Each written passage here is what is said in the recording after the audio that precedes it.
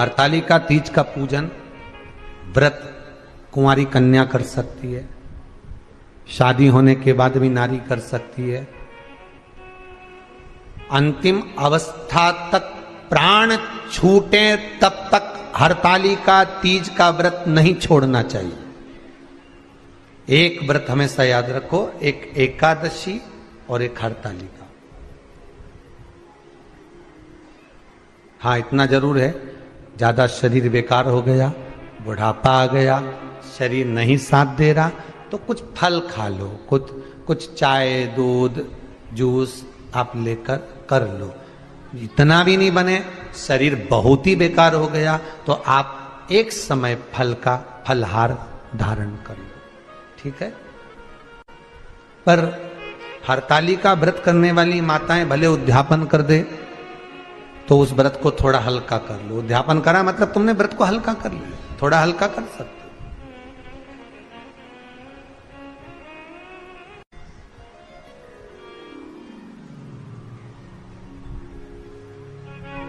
हरतालिका तीज का जो व्रत का उद्यापन करते हैं उसमें 5 चीज रखते हैं ना, 5 कपड़े स्त्री के, 5 कपड़े पुरुष के, 5 तरह का अनाज, 5 तरह का फलहार, 5 तरह का फल।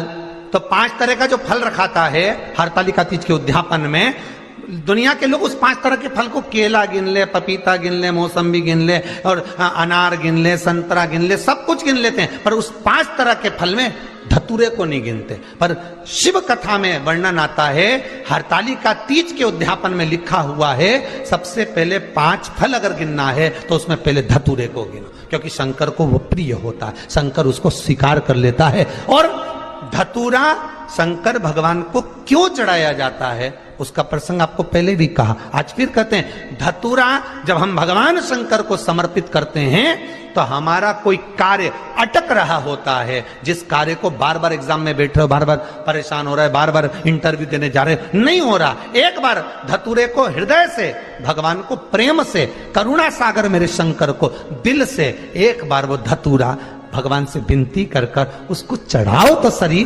भगवान तुम्हारा कार्य सफल कर देगा। पर दिल से चढ़ाना, हृदय। हरतालिका तीज की पूजन करने वाले को चाहिए कि बालू का, मिट्टी का शिवलिंग बनाना चाहिए।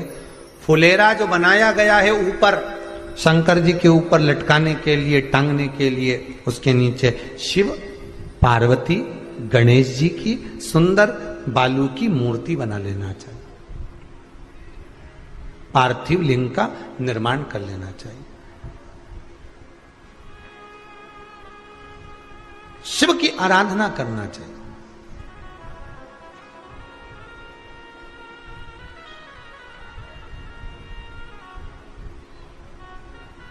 जो फल आपके पास में हो शंकर को समर्पित करना चाहिए, पूजन करना चाहिए,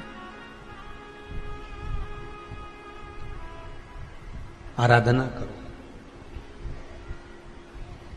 सबसे पहली पूजन हरतालिका तीज की प्रदोष काल के अंतर्गत हो जाना चाहिए, शाम के समय पर।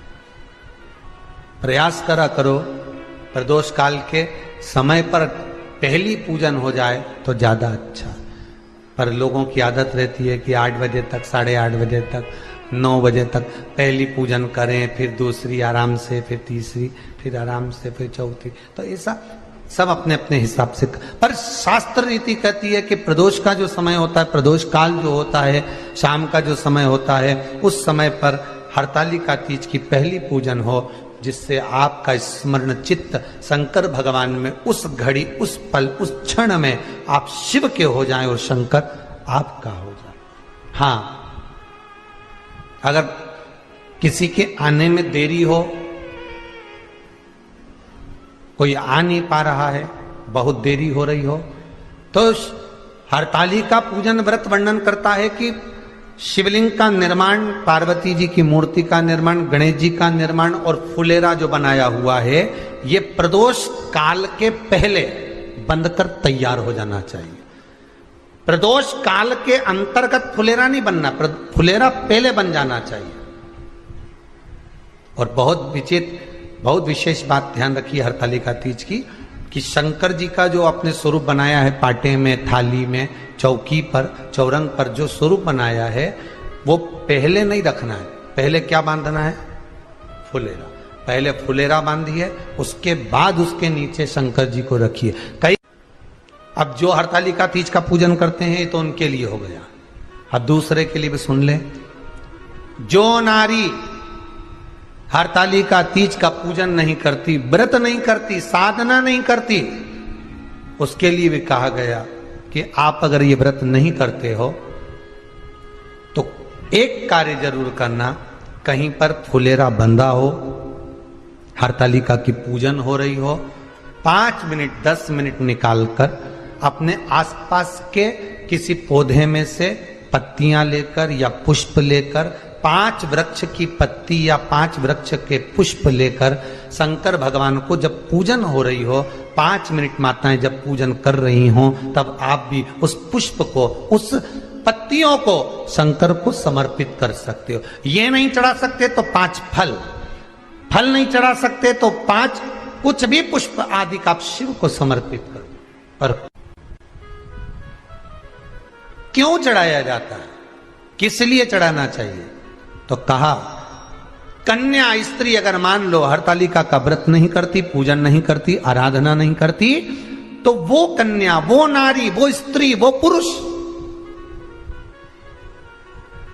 कार्य तो बहुत करेगा, दुकान भी 4 चलाएगा, व्यापार भी बढ़ाएगा, पर संपदा को जोड़ नहीं पाएगा। 1 रुपए कमाएगा, 1.25 रुपए खर्च वाला काम चलेगा।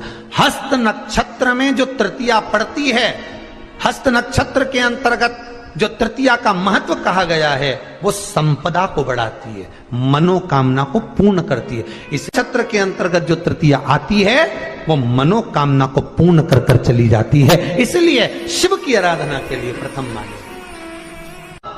हस्त नक्षत्र में किया गया दान, हस्त नक्षत्र के अंतर्गत तृतीया के दिन किया गया पुण्य, हस्त नक्षत्र में तृतीया के दिन किया गया श्रृंगार, हस्त नक्षत्र में तृतीया के दिन करा गया अपना सुंदर सिंदूरा, भगवान का आनंद, 5 तरह के वस्त्र, 5 तरह के स्त्री के वस्त्र, पुरुष के वस्त्र, 5 तरह का फल, 5 तरह का अनाज, ब्राह्मण को बुलाकर ब्राह्मणी के साथ आप या तो ब्राह्मण से उद्यापन करवाएं या फिर आप स्वयं भी करते हैं तो शिव को समर्पित करके ब्राह्मण और ब्राह्मणी को भोजन कराकर वो भाग प्रदान करें। यही हरतालिका तीज के उद्यापन का वर्णन आता है। सुंदर भाव से हरतालिका माता आप सभी की मनोकामना पूर्ण करे।